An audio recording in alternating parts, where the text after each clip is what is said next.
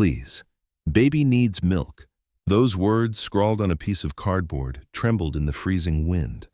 An 8-year-old boy held his baby sister tight on the sidewalk of Dallas, hoping someone would stop. But no one did.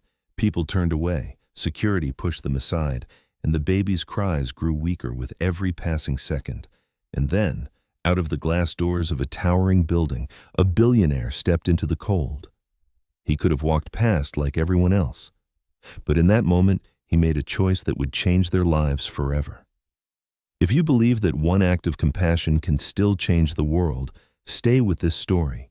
Share how you feel in the comments, and may your day be filled with kindness and hope. The winter morning in Dallas unfolded with a sharp, biting chill that seemed to creep through every crack in the city's streets.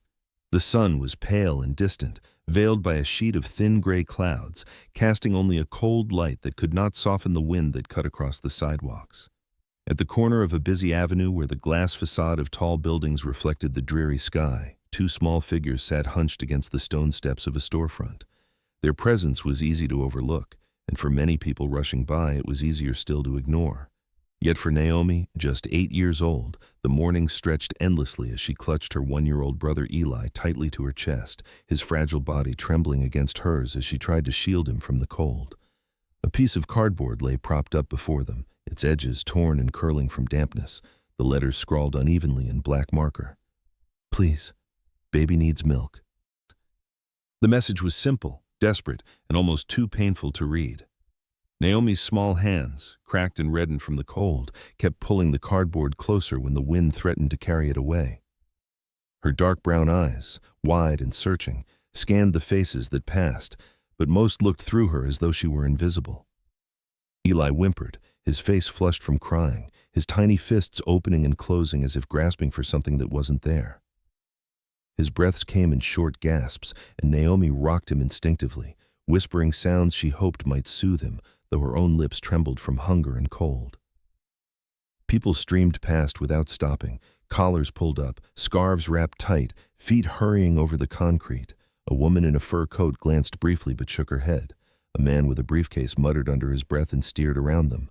A teenager laughed awkwardly with his friends, tossing a look of pity mixed with discomfort. For some, their gaze lingered only a moment before sliding away, as if staring too long at the children would weigh down their conscience. For others, indifference was easier than kindness.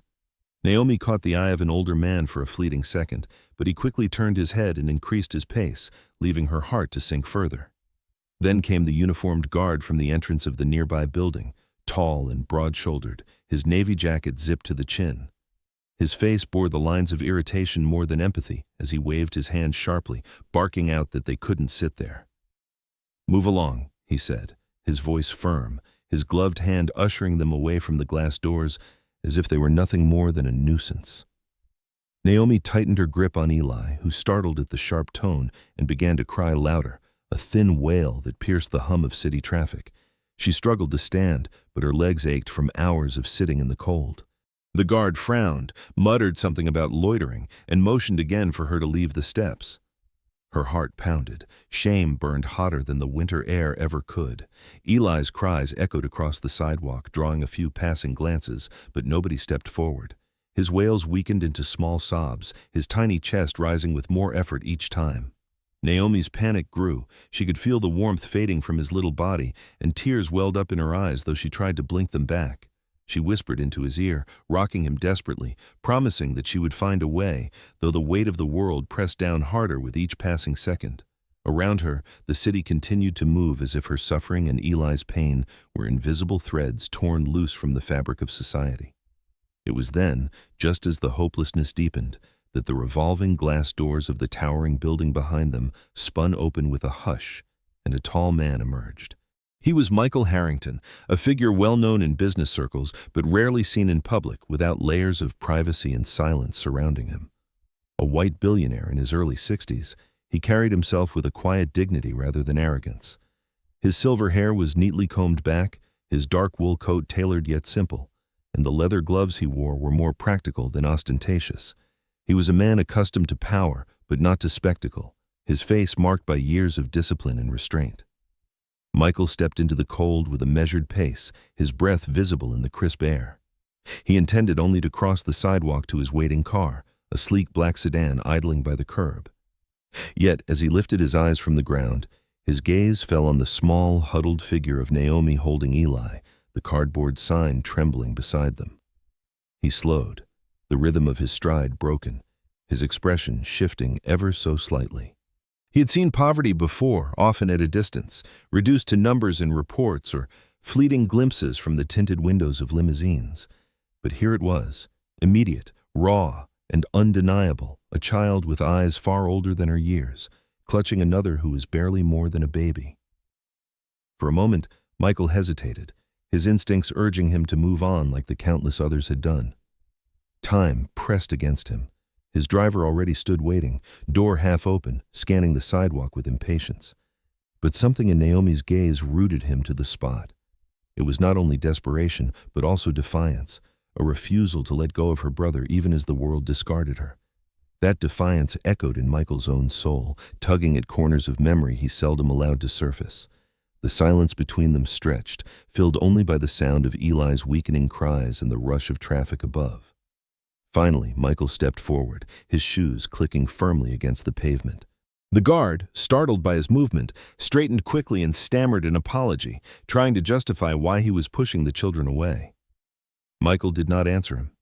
Instead, he crouched before Naomi, lowering himself, so that his eyes met hers directly. Naomi flinched at first, uncertain of his intent, but his face was calm, his voice quiet, carrying neither judgment nor pity. He reached out, his gloved hands gentle as he touched Eli's small frame, and with a steady motion he lifted the baby into his arms. The child whimpered but did not resist, his head resting against the warmth of Michael's chest. Michael slipped the heavy wool coat from his shoulders, draping it over Naomi's narrow frame as well as Eli's tiny body. The fabric swallowed them both, a sudden cocoon of warmth against the bitter wind. Naomi's lips parted in astonishment, her voice barely audible as she whispered a thank you. Her eyes, wide with disbelief, followed every move he made. Michael did not linger with explanations. He simply gestured for her to stand, and with Eli still in his arms, he guided her toward the brightly lit convenience store just steps away. The guard stepped aside silently, shame flickering in his eyes, though he said nothing more. Inside, the air was warm, the hum of refrigerators and the faint scent of coffee replacing the cruel cold outside. Michael carried Eli carefully, his breathing more even now, while Naomi clung to the edge of his coat, half afraid this fragile miracle might vanish if she let go. Customers inside turned to look, whispers passing between them as they recognized the billionaire. But Michael paid no attention.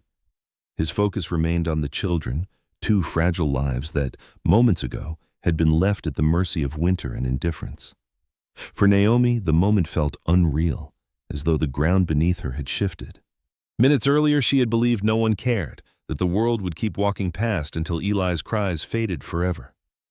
Now, a stranger powerful, wealthy, and far removed from her world had bent down, lifted her brother, and wrapped them both in warmth.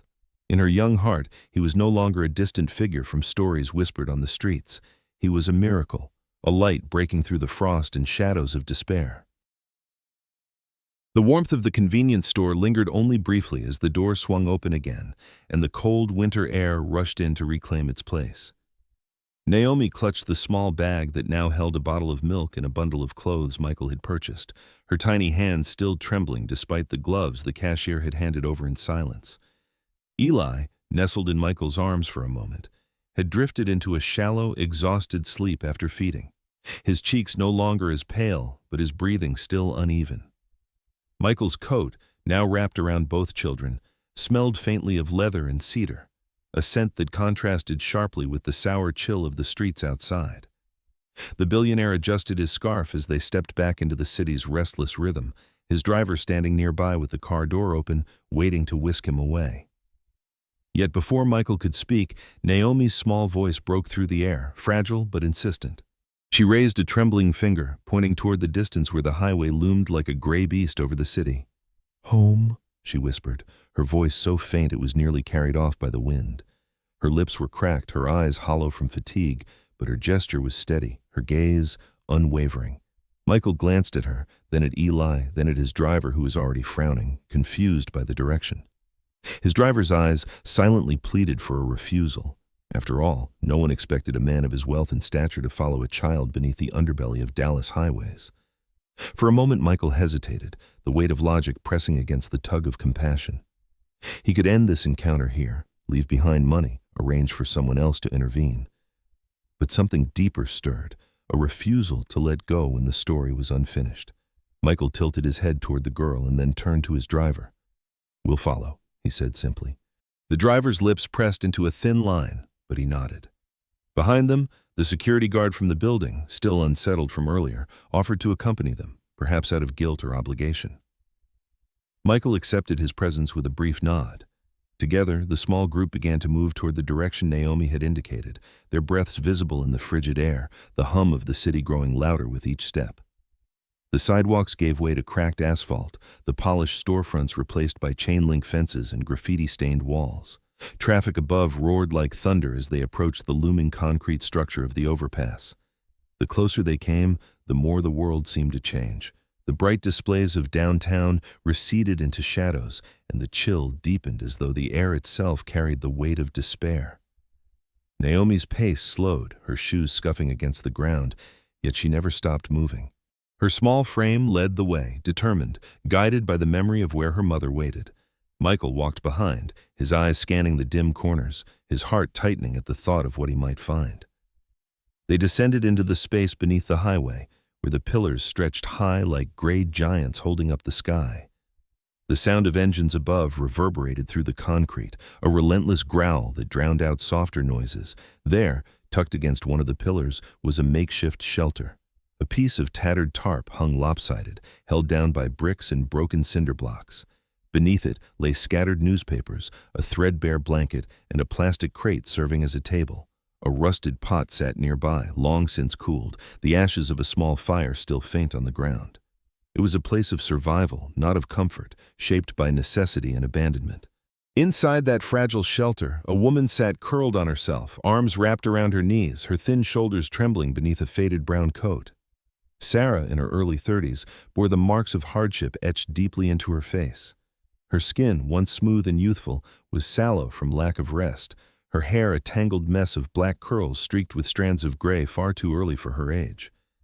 Her eyes, when they lifted at the sound of footsteps, were hollow and guarded, dark pools of exhaustion and suspicion. She shifted instinctively, as if preparing to defend her fragile territory, but the sight of Naomi rushing forward softened her posture for just a moment. "Mama," Naomi whispered, dropping the bag of supplies and throwing herself into her mother's lap. Sarah's arms, though frail, closed around her daughter tightly, and for an instant warmth flickered in her eyes. Then her gaze shifted to Michael, who stood a few steps behind, holding Eli carefully. Confusion tightened her features, and she straightened, every muscle tense, her body angled protectively around Naomi. Her lips parted, cracked and pale, forming words that faltered before leaving her throat. The billionaire's presence beneath this bridge was not only unexpected but incomprehensible. People like him belonged to skyscrapers and headlines, not to the forgotten shadows where she had built her fragile shelter. Michael said nothing at first. He lowered himself slowly, crouching as he returned Eli to his mother's arms. The baby stirred weakly, his small face pressing into Sarah's chest as if seeking the warmth he knew. Sarah cradled him instinctively, her eyes glistening though no tears fell. She looked from her son to Naomi, then back to the stranger, her suspicion unbroken. Michael's silence was heavy, not empty, a silence that carried more weight than words. His eyes swept the space, the crumbling concrete, the makeshift bed, the remnants of nights too long and days too harsh. For the first time in years, his carefully controlled composure cracked, his jaw tightening, his breath caught by the stark truth before him. Sarah's voice finally broke the silence, rough and low. "We manage," she said, as if daring him to contradict her. Her pride and weariness collided in every syllable, revealing a woman who had been forced to endure more than her share, yet who still clung fiercely to the fragments of dignity left to her. Michael did not challenge her words. He only nodded once, his eyes softening, his gaze returning to Naomi, who clung to her mother's coat with one hand, the other holding onto the bag of food as if afraid it might disappear. The roar of the traffic above filled the pause between them, a reminder of the world that rushed on, oblivious. Michael stood there longer than he had intended, rooted not by obligation but by something more profound, the realization that beneath the glittering skyline of the city he called home, families like this one existed in silence and shadow, surviving with nothing but will and breath. He had known numbers, charts, and statistics, but none of those could capture the sight of Naomi's eyes or Sarah's trembling hands. When Michael finally spoke, his voice was steady yet low, more to himself than to anyone else. No one should have to live like this. The words disappeared quickly beneath the thunder of engines, but Naomi's ears caught them, and for the first time that morning, a fragile spark lit within her. Sarah held her children close, suspicion still sharp in her stare, but even she could not fully mask the way her body relaxed ever so slightly at the warmth of those words. Michael didn't promise change, not yet. He simply stood in silence, allowing the truth of the moment to settle over them all. The cold air stung his face, the roar above vibrated in his bones, but what cut deepest was the knowledge that this world existed parallel to his own, hidden only by the comfort of distance. And for the first time, distance no longer felt acceptable. The night air outside the bridge was bitter, but inside the car it was quiet, warm, and filled with the faint scent of leather and polished wood. Naomi sat pressed against the seat, her brother Eli curled in her arms, the baby's head resting against her shoulder, his small breaths uneven but steadier now. Sarah sat opposite them, her thin frame hunched, eyes darting nervously toward the tinted windows as if the city might still see through the glass and strip her bare. Michael sat to her side, his posture composed, his gaze fixed forward, yet his mind was turning. The silence was punctuated only by the hum of the engine, and though the ride lasted only minutes, it stretched long with unspoken thoughts. When the car finally pulled up to a modest apartment building on the quieter edge of downtown, Sarah's hand gripped Naomi's tightly, her knuckles white, her body taut with suspicion. The apartment was not one of luxury but of comfort, a place Michael often used for temporary staff or visiting associates. The living room was neat, with beige walls and simple furniture, the faint aroma of fresh linen lingering in the air. A small heater ticked softly in the corner, radiating warmth that felt almost foreign after nights beneath concrete and cold wind. Naomi's eyes scanned the room quickly, but she did not move toward the sofa or the chairs. Instead, she lowered herself carefully onto the floor near the corner, still clutching Eli, her back pressed against the wall as though retreating from the space that seemed too good to be true. The polished table, the soft cushions, even the carpet beneath her feet felt untouchable, as if they belonged to another world where she had no right to tread. Michael watched in silence, his heart tightening at the sight. He had expected gratitude, perhaps relief, but what he saw instead was caution, so deeply etched into the child's body that comfort itself became frightening. Naomi rocked Eli gently, her small fingers stroking his blanket, her gaze fixed downward, unwilling to meet anyone's eyes. Michael crouched slightly, his voice low. "You're safe here," he said. But Naomi only tightened her hold on her brother, nodding faintly without shifting her place. Her silence carried more weight than words, the silence of a child who had learned already that promises could vanish like smoke. Sarah stood near the door, her coat still wrapped tightly around her thin body, her gaze scanning the apartment with suspicion rather than relief. Her face, pale and drawn, carried lines carved not by age but by exhaustion and fear. She moved cautiously toward the kitchen, her steps light as if expecting to be reprimanded for crossing into forbidden space. When her eyes returned to Michael, they were hard, shielded, unwilling to soften.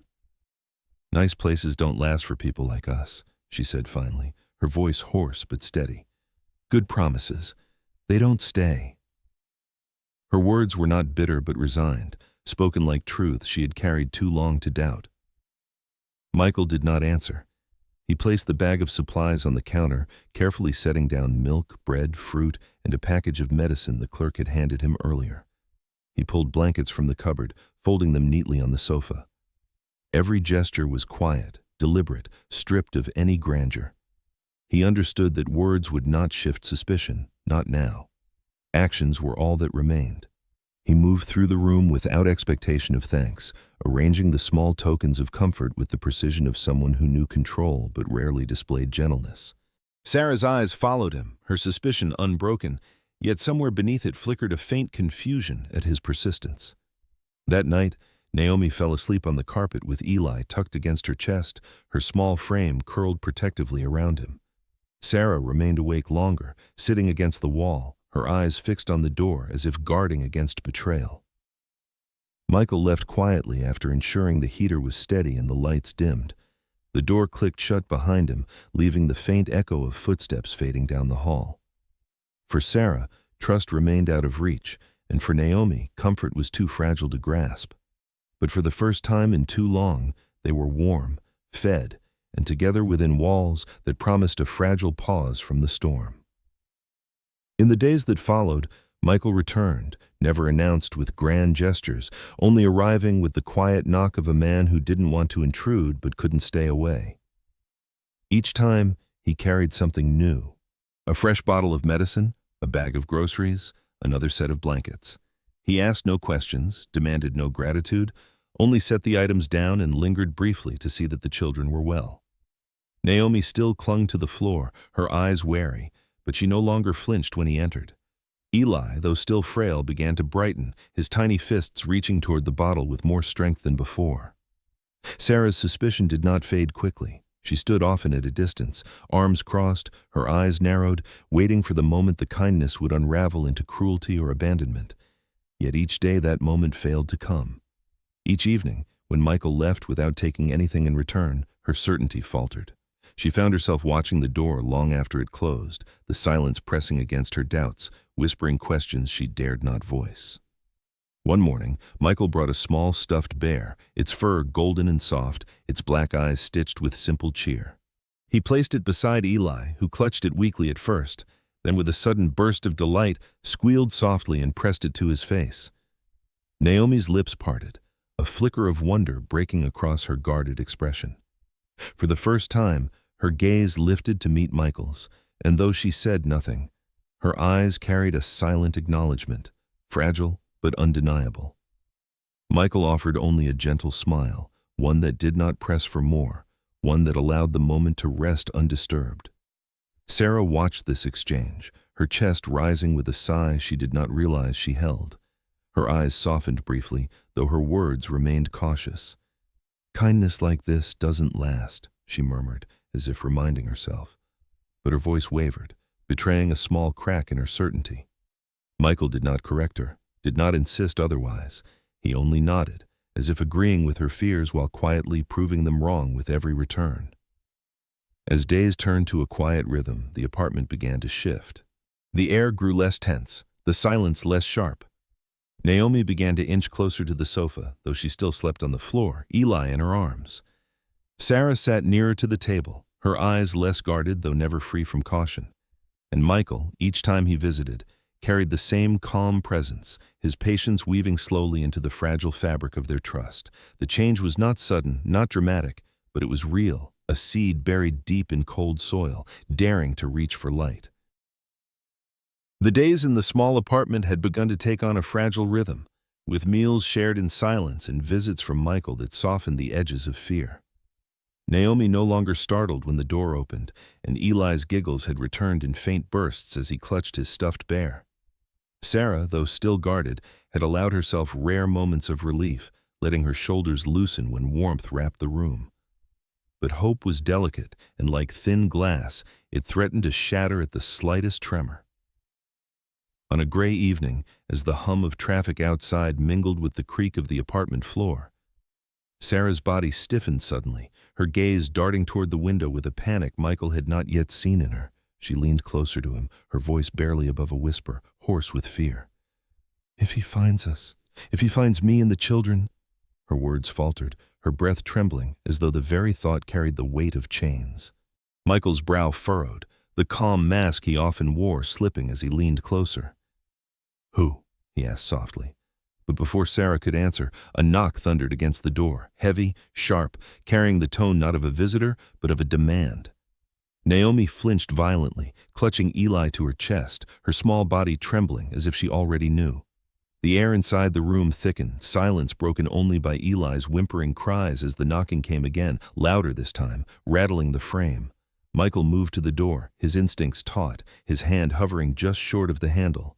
Sarah gripped his arm suddenly, her fingers like claws digging into his sleeve. "Don't," she hissed, her eyes wide, terror glistening in their depths. "It's him." And then, as if summoned by her dread, the voice outside boomed through the wood, deep and laced with a harsh anger that resonated with memory.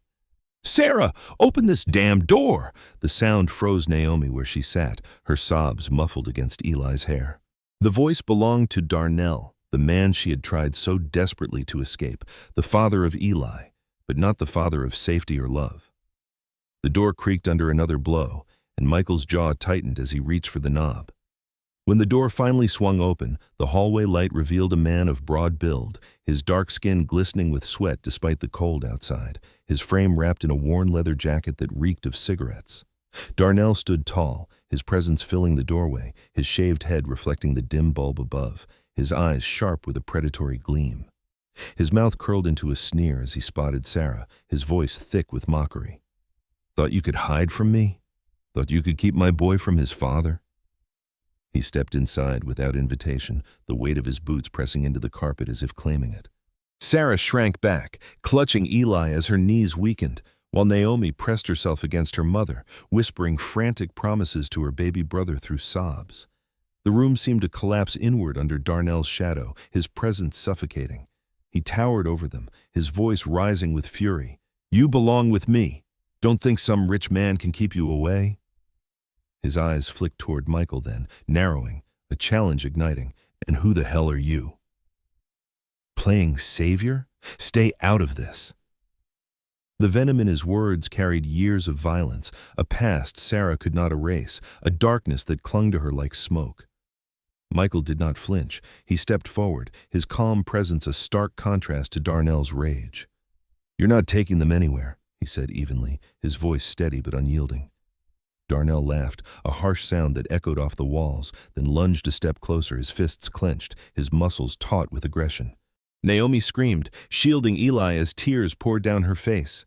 Sarah could only whisper, "Please, no," her body frozen in a cage of fear. The moment teetered on the edge of violence, the fragile safety of the apartment about to splinter under the weight of Darnell's fury. Michael, though, had anticipated the storm brewing in Sarah's whispers. He pulled a phone from his pocket, his thumb pressing swiftly on a single number.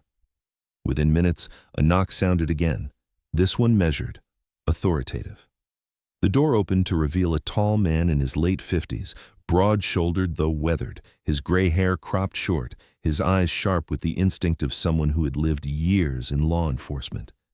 This was Daniel Reyes, a retired police officer and Michael's old friend, summoned not for conversation but for defense. His presence filled the room not with menace, but with order, his voice calm yet commanding. "Darnell," Daniel said firmly, recognizing the man instantly from past run-ins. "Step back." His hand hovered near his belt, though no badge hung there anymore, only the weight of authority carried from years of service. Darnell's bravado faltered for a moment, his sneer twitching, but his fury soon roared again. "This ain't your business, old man," he barked, his voice cracking with defiance. Yet Daniel's stare did not waver. "It is now," he said simply. The tension between them tightened like a cord ready to snap, Naomi's sobs the only sound cutting through. Darnell lunged forward, but Daniel moved swiftly, his body still trained by instinct. With one sharp motion, he caught Darnell's arm, twisting it back, forcing him toward the wall. The struggle was brief but decisive. Darnell's curses spilled into the room as Daniel restrained him, his strength honed by years of wrestling men like this into cuffs. Michael stood close, ensuring Sarah and the children remained shielded, his hand resting lightly on Naomi's shoulder as if to anchor her trembling body. Naomi clung to him, burying her face against the wool of his coat, her cries muffled but desperate. Within moments, Daniel had Darnell subdued, his face pressed against the wall, his fury still spilling out in bitter words. "You think this changes anything? She'll come back to me.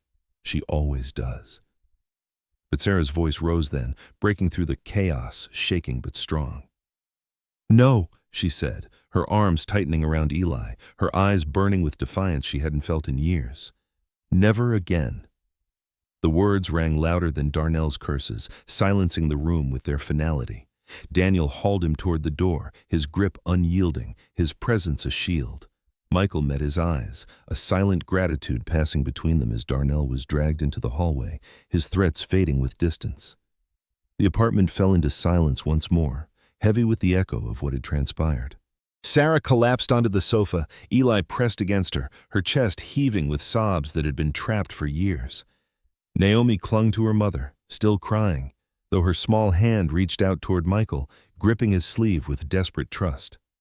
Michael knelt beside them, his expression soft but resolute. He knew this was not just a fight against one man, it was a fight against the years of cruelty that had chained this family to fear. Tonight, the chains had been broken, but the scars would remain.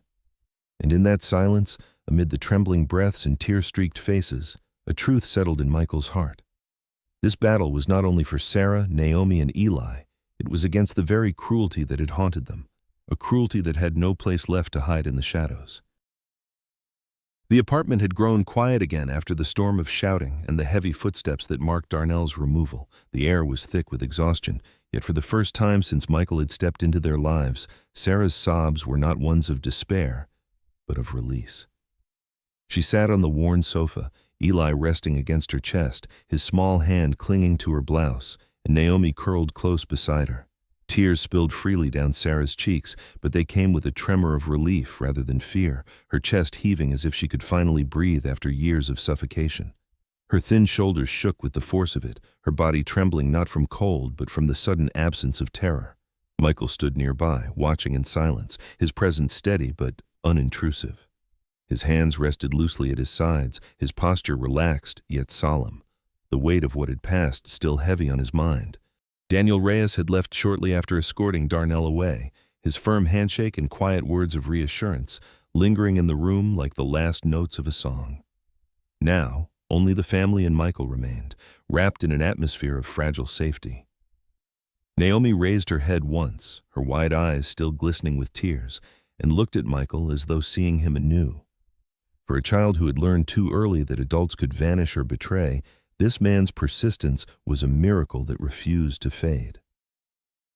Days later, Michael arranged a quiet meeting at a small community hall on the west side of the city, a place where peeling paint and worn chairs did little to dampen the warmth of the people who gathered there.